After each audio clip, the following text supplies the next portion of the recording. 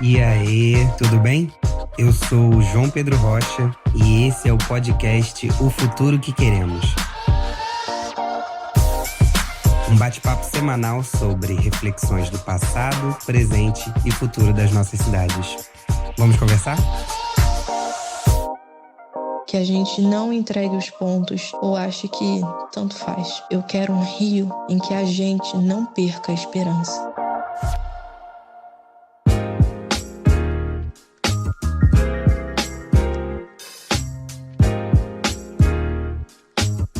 Bem-vindos ao primeiríssimo episódio do podcast O Futuro que Queremos.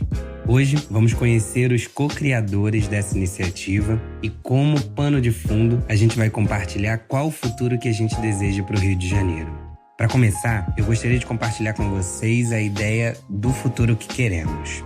A construção coletiva O Futuro que Queremos visa promover debates e pesquisas acerca de temas relevantes para a cidade e construir uma agenda de propostas, tanto territorializadas quanto setorializadas, para a gente conseguir incidir nas eleições de 2020. Os produtos são resultados de análises sociais, políticas e técnicas, frutos da interação com a sociedade carioca. E os dados e os resultados obtidos a partir dessa interação serão públicos. Para você saber mais, segue a gente no Instagram, @ofuturoquequeremos. Para começar o nosso papo hoje, a gente vai começar com a Sara Batista. Ela é especialista em saúde pública, empreendedora e produtora de produtos artesanais e veganos com ingredientes orgânicos, a cor e sabor. Fala, Sara, qual o futuro você deseja para o Rio de Janeiro? O futuro que eu quero para o Rio de Janeiro é uma cidade que tenha uma atenção básica que funcione. A responsabilidade da prefeitura em relação à saúde pública é a atenção básica, que são os postos de saúde e as clínicas da família. Nós chegamos a ter 70% da cidade coberta por clínicas da família, que são equipes formadas por um médico de família, enfermeiros e agentes comunitários de saúde. Esses agentes, muitas vezes são eles que identificam o começo de pequenas epidemias, problemas de saúde que não chegam à atenção primária e quando são identificados pela saúde pública, eles já em fase de internação, o que ocupa leitos públicos com um problema que poderia ter sido sanado lá na atenção básica. A educação em saúde também é responsabilidade da atenção básica. E a gente está vendo aí com essa pandemia que a nossa cidade não é educada para ter saúde. Então, assim, isso é muito importante que os projetos de educação em saúde sejam implantados nos bairros, na cidade, que as academias de saúde estejam nas praças, que as pessoas estejam cientes de seus problemas de saúde e tenham acesso a um tratamento de qualidade, não só médico, mas um atendimento social também, que acontece dentro da atenção básica. Então, assim, para mim isso é primordial para uma cidade funcionar, melhora a qualidade de vida das pessoas, melhora a qualidade de prestação de serviço dessas pessoas, porque elas vão estar melhor com elas mesmas, mais seguras de si, sem dor. E aí a gente tem uma cidade mais feliz, né? Onde tem saúde, tem felicidade. Então, assim, o futuro que eu quero é uma cidade que tenha uma saúde pública, uma atenção básica de qualidade. Valeu, Sara. Muito importante a gente começar a nossa conversa pela perspectiva da saúde, né? Principalmente nesse período de pandemia. E destacando a atenção básica e a importância dela nesse processo de cuidado e de preservação e promoção de uma vida saudável. Bom, seguimos agora com a Fabiana Medeiros. A Fabiana é pedagoga, professora da rede pública de ensino da cidade do Rio de Janeiro, foi coordenadora pedagógica por 4 anos em áreas de maior vulnerabilidade social. Fabi, compartilha com a gente um pouco o futuro que você deseja para a cidade do Rio de Janeiro.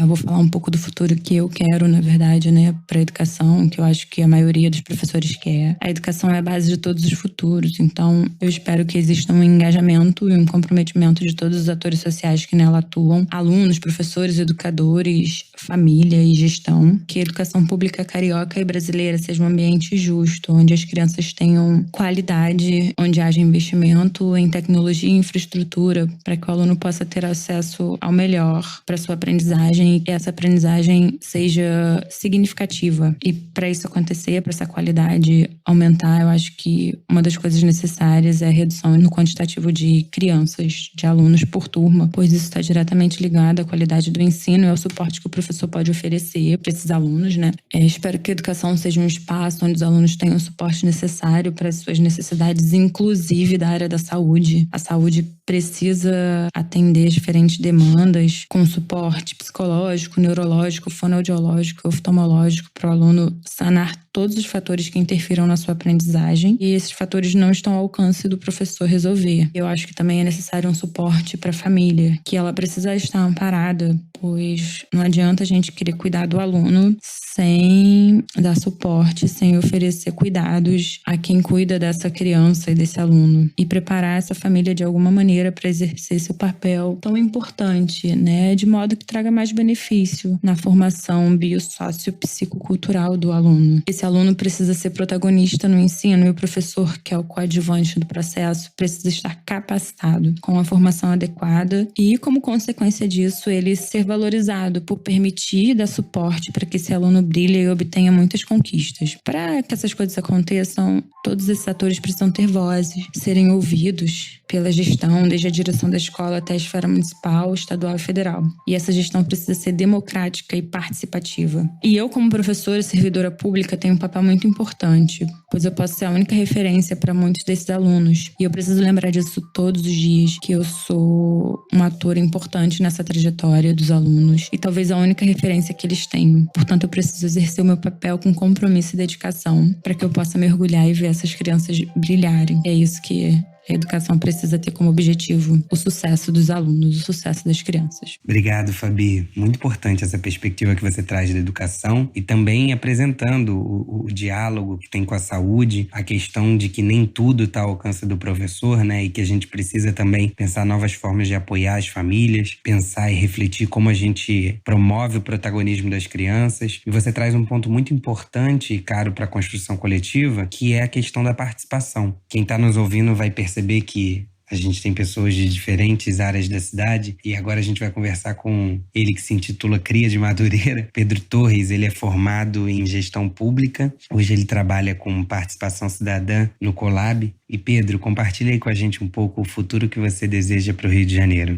O futuro que eu quero para a cidade do Rio de Janeiro é um futuro que tenha participação efetiva das pessoas na construção da cidade. O que isso significa? Significa que todo mundo tem a oportunidade que eu tive de participar na construção de políticas públicas, de participar da gestão da cidade, não só elegendo os nossos representantes. Eleger, votar é muito importante, sim, mas depois que as pessoas são eleitas, o que acontece? A gente esquece do que elas fazem, essas pessoas tomam decisões fechadas em gabinete, sem ouvir de fato a população. Então, o futuro que eu desejo para a cidade do Rio de Janeiro é um futuro que existam espaços estruturados de participação na construção de políticas públicas, que os nossos representantes eleitos ouçam a nossa vontade, a nossa voz e as nossas contribuições, mesmo depois que eles já foram eleitos. Que dentro das secretarias, dentro da construção das políticas públicas, se tenham espaços para ouvir nossos anseios, para ouvir nossas realidades, nossas vivências, e que toda política pública seja construída com base em evidência. Então, que não sejam políticas públicas tiradas da cabeça do representante eleito ou do secretário indicado politicamente. Que sejam políticas públicas baseadas em evidências, construídas a partir da participação da população, baseadas em dados e que reflitam as nossas vontades, nossos anseios e que melhorem de fato as nossas vidas. Então, é isso que eu espero para o futuro da cidade do Rio de Janeiro. É isso, Pedro. Acho que a gente entende o quão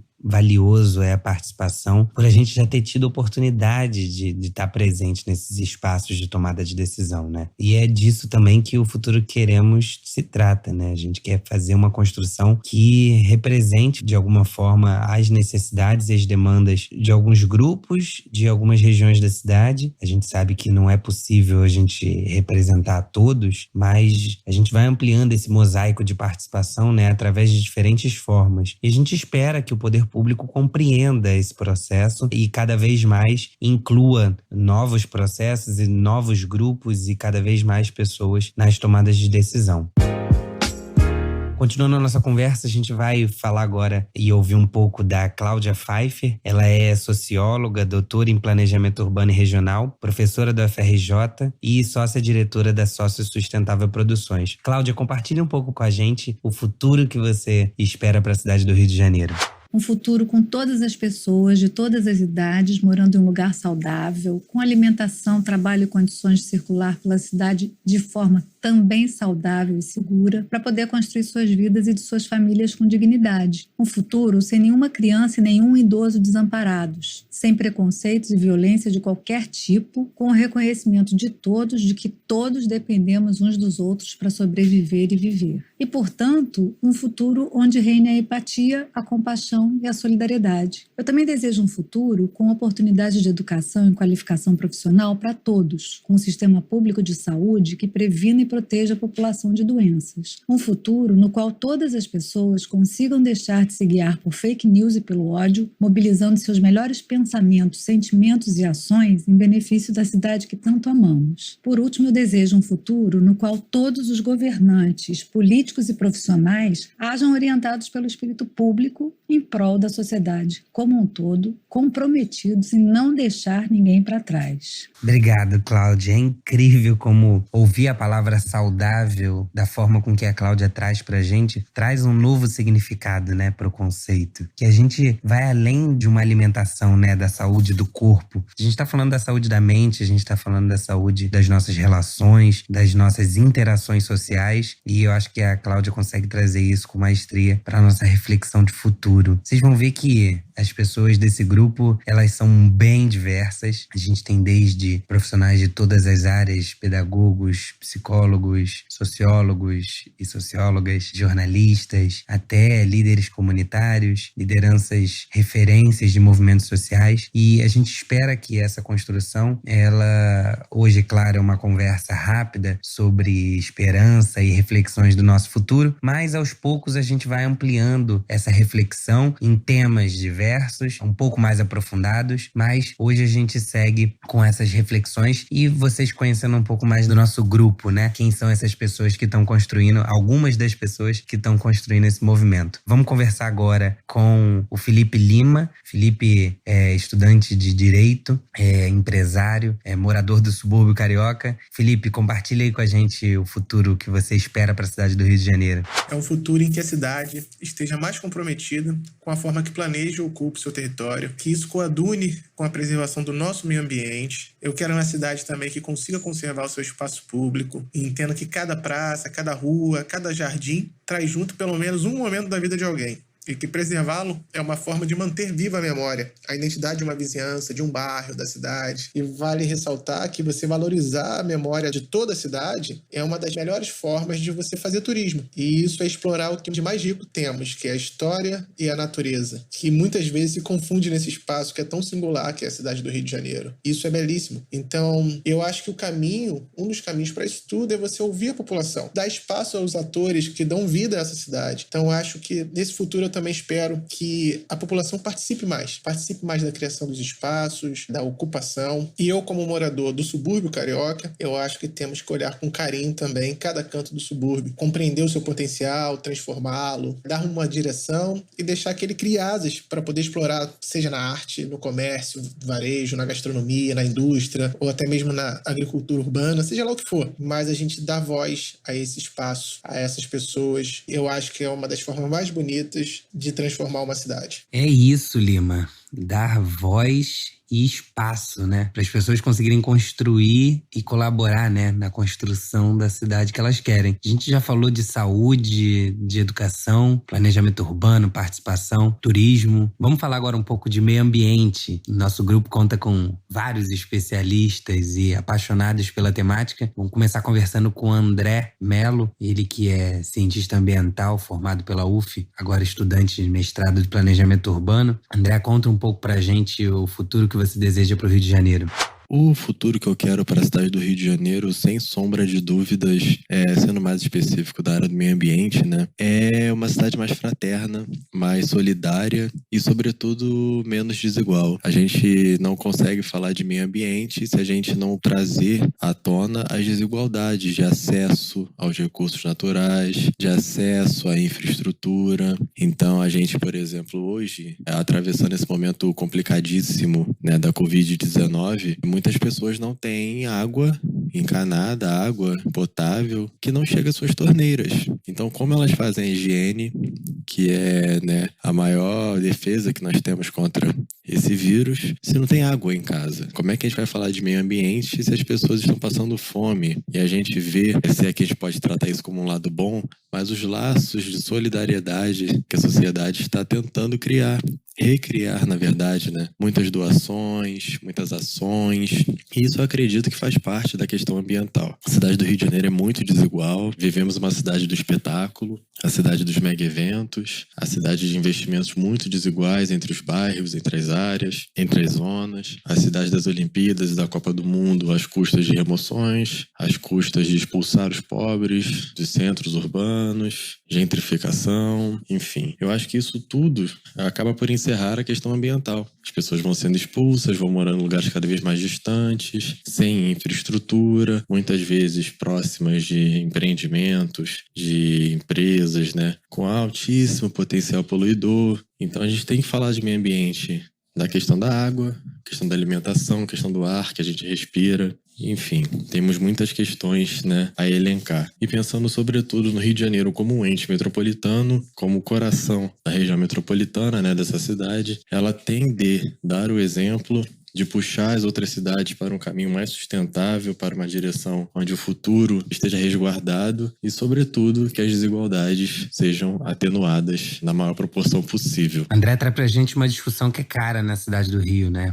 A discussão de remoções, a discussão do custo da realização de grandes eventos. Antes da gente continuar na temática de meio ambiente, que é extremamente relevante, vamos ouvir um pouco a dona Jane, que ela é liderança comunitária, líder do movimento contra a remoção da Vila Autódromo e também liderança do MUP, um movimento referência contra as remoções de moradia. Dona Jane, compartilhe um pouco com a gente a sua visão de futuro.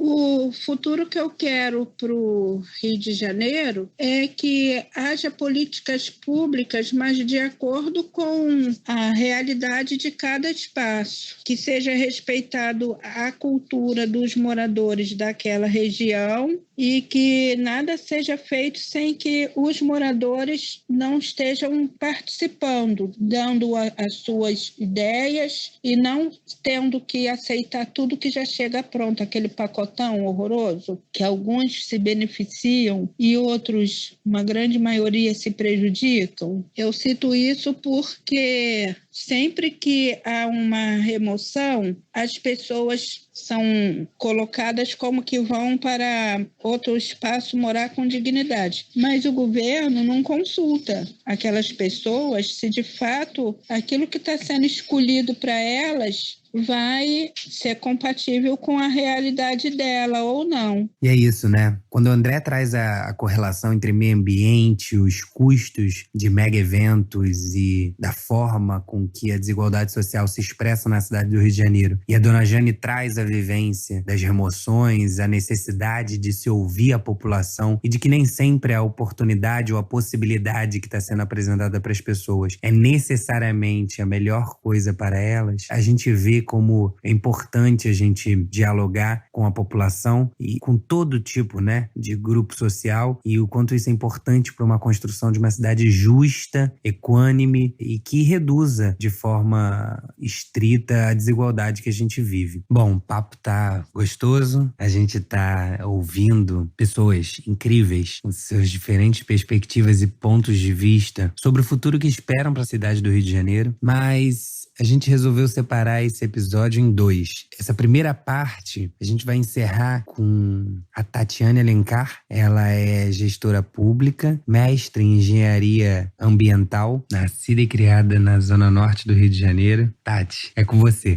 O futuro que eu quero para o Rio é de que a gente não perca a esperança. Aqui nós temos muitos desafios, mas também temos um povo muito forte. Eu quero mais leveza pra gente. Eu quero que a gente não tenha medo de voltar para casa, que a educação e os seus profissionais sejam de fato valorizados, que a gente entenda que não há uma separação entre homem e meio ambiente e que assim as políticas públicas sejam mais integradas, que a gente possa minimizar as enormes injustiças ambientais que existem, que haja menos barreiras, menos distâncias, que a gente conheça o nosso território e as nossas riquezas, e não só alguns bairros, que a gente saiba transitar e valorizar a nossa cidade, sabe? Que o poder público valorize o povo, mas que a gente também entenda a força e a responsabilidade que a gente tem. Que a gente se valorize através do voto e do acompanhamento dos políticos, da ação, da pressão, do engajamento. Que não se sinta sem forças e desmotivado pelas inúmeras batalhas e desafios do dia a dia que a gente vive. Que a gente não entregue os pontos ou ache que tanto faz. Eu quero um Rio em que a gente não perca a esperança. Com essa linda mensagem de esperança que a Tati traz pra gente, não tem muito mais a falar. Agradeço por você ter ouvido até aqui. Espero você no próximo episódio e segue a gente no Instagram, @ofuturoquequeremos. Um abraço e fique bem. Tchau.